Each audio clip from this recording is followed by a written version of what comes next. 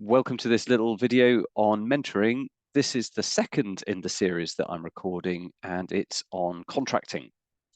Perhaps not the most exciting aspect of the topic of mentoring, but it's probably one of the most important and often gets overlooked and shortcutted to the detriment of what it is that you're trying to achieve through mentoring. So in this little video, I'm just going to talk about what mentoring is, why it matters, a little framework to support mentoring conversations, and a few watch outs, really from experience, things that I've seen happen or experienced that haven't necessarily gone to plan, that I'm passing on to you here in the spirit of mentoring, passing on a few lessons learned.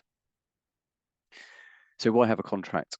First thing is that it creates clarity in that it should explain what mentoring is, what it isn't, and so that everybody who's involved in it, whether that's the person who's being mentored, we'll call them the mentee, the mentor themselves, and also the a sponsor organization, if this is happening within an organizational context and there's an organization that's making time for it, they might need to be involved in this contracting conversation as well. So it's clarity for everybody who's involved. Creates a sense of certainty, and certainty is something that we like, and we certainly don't like it when we don't have certainty. Just look at what happens when people are waiting for a train and it just says your train's delayed. Goodness me, people get quite irate. So certainty is something that we need, and particularly if you haven't experienced mentoring before, or it's not something that you know a great deal about, and suddenly you find you're being mentored, if you're doing this in a formal way, that can be a little bit daunting. So again, contracting can fill in the gaps and just make sure that people know what they're getting involved in. It's an opportunity to nail down the practical points, respect for each other's time. If you are being paid to mentor, which, some of you may be, often this is done on a voluntary basis, but sometimes it's professional as well. The matter of the coin, that type of thing. It's an opportunity to flag up any ethical considerations. Things like what we definitely don't encourage is that mentor, if a person that you're mentoring is in a different organization, that you don't offer them a job if they're good, that type of thing. So it's sort of establishing those kind of moral and ethical boundaries and guidelines. But it also seeks two-way commitment, particularly if there's a big picture of a pen there. If you're having to sign a piece of paper, or it's a kind of you put your name on it, it makes it a bit more real and means that we're less likely to let this drift. And it is a problem with these sorts of things, particularly if it's on top of a very busy job, that people don't show up on time and that type of thing. So it's just a way of kind of formalizing things so that mentor and mentee kind of go in with the right mindset and will prioritize what's happening so it doesn't drift. Here's a little framework, the 3 Ps, I call it, imaginatively titled, professional, practical, and psychological considerations for the mentoring agreement. So the professional bit is, why is it taking place? What do we hope to get from it? What are you looking for? So probably more likely to come from the mentee, this bit perhaps, but essentially, why are they being mentored? What change would they like to make? What is it all about? What are the objectives? How might you know whether this is working for you? Sometimes it will be about promotion. It might be about specific skill sets or capabilities. It could be about developing confidence, all sorts of different things.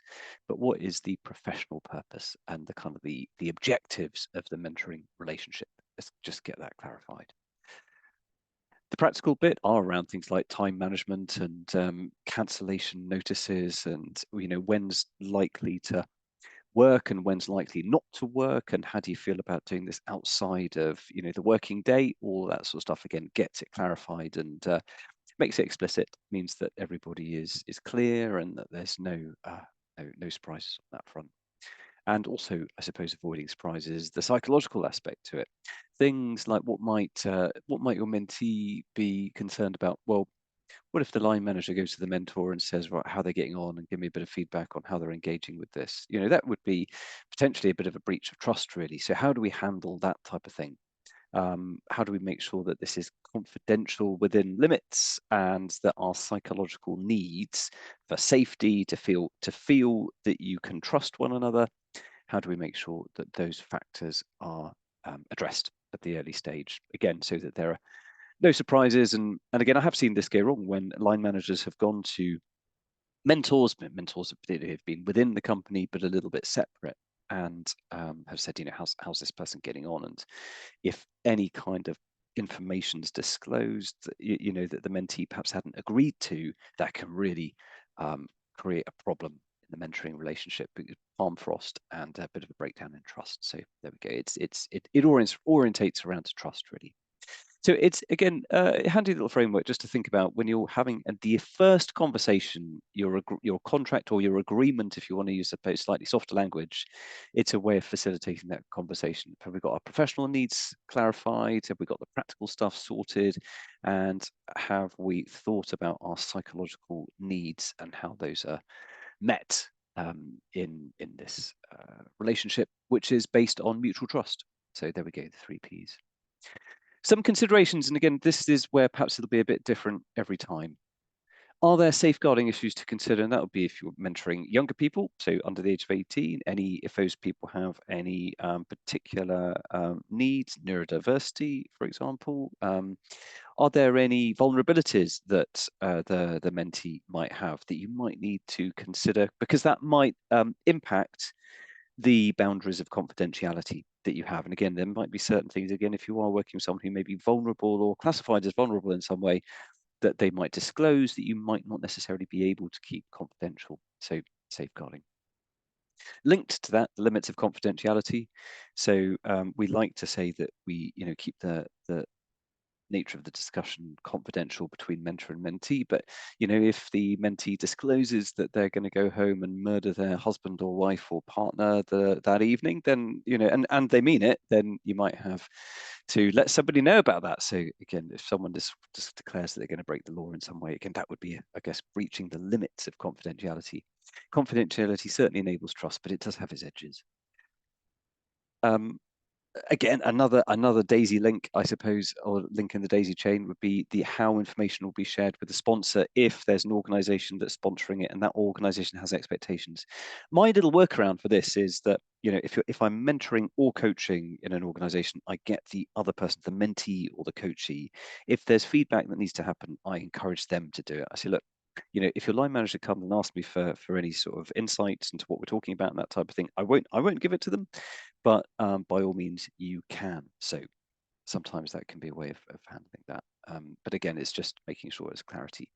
How will you end the relationship? Again, just, no hard feelings, but there may come a point when it's no longer necessary or a pause might be required. And also, what if things don't go to plan? I am going to do a separate video on supervision and the purpose of having either peer or some sort of element of supervision as a coach or a mentor, particularly if you're doing a lot of this type of work, because there will be bumps in the road. Unexpected things happen. Perhaps the chemistry won't be quite right. You might get some critical feedback from your mentee that you don't agree with. Things go wrong. So again, this having I suppose, some level of supervision or something that you might, someone that you might go to kind of work through challenges or issues if the unexpected happens, is very helpful. And again, you should, if you're contracting, you could make that explicit that you do have a level of support. And again, if the unexpected happens, then something that you might share with your supervisor or your peer learning group, obviously making things anonymous and that type of thing. So again, just actually, if the unexpected does happen, what's your next step? And again, getting that explicit in the contract is a good idea. So just in summary, contracting is a necessary element of mentoring. It also signposts you as a professional. There's sort of an expectation these days that really that contracting is part of your method, because when you look at the literature on this stuff, this is compelling, really, that this having a contract in place and the kind of the certainty and the clarity that sits around that really does drive better outcomes. It'll be a bit different every time. I don't really believe in just having a standard, one size fits all approach. I actually personally quite like to get a massive piece of paper, flip chart, or a big piece, and actually kind of draft down the kind of bullet points together. There might be some general points which will always apply, like, for example, confidentiality and that type of thing, and the limits of. But there will also be sort of individual considerations. So the first conversation will generally be, kind of working together, kind of hunched over a big piece of paper, kind of noting down our kind of, professional objectives, practical concerns or needs, and psychological considerations. How do we make sure that it is a relationship based on trust? So it tends to be a bit different every time. And I think that's part of it, really. Maybe different, varying degrees of formality. So sometimes it will be a matter of actually signing a piece of paper, and you'll have a legitimate, proper legal contract. Sometimes that will be necessary, particularly if it's a commercial arrangement. Sometimes I think it might be, again, just notes, a kind of something that you co-create, a big piece of paper, which perhaps you both put your names to. So perhaps not quite as formal as signing a strict legal contract, but nonetheless serves the same purpose in terms of creating that clarity, certainty, and gives a little bit of sense of structure and discipline to the whole thing. And it really does improve the outcome. I've experimented with all of this, and I've kind of gone into this and kind of maybe been very cursory or superficial in contracting, and also been very rigorous in it as well. And there's no doubt that as a comparison of the two, the focus, the clarity, the outcomes are better when you have a bit of time dedicated in possibly the whole of that first conversation, actually. So, but a bit of dedicated time to kind of create your agreement, which you then go back to. It really does put discipline behind the relationship, which drives the outcome. So there we go, a little bit on contracting. If you find that helpful, please follow the channel. Cool training tips. There's going to be lots more of this type of thing, practical tools and bits and pieces.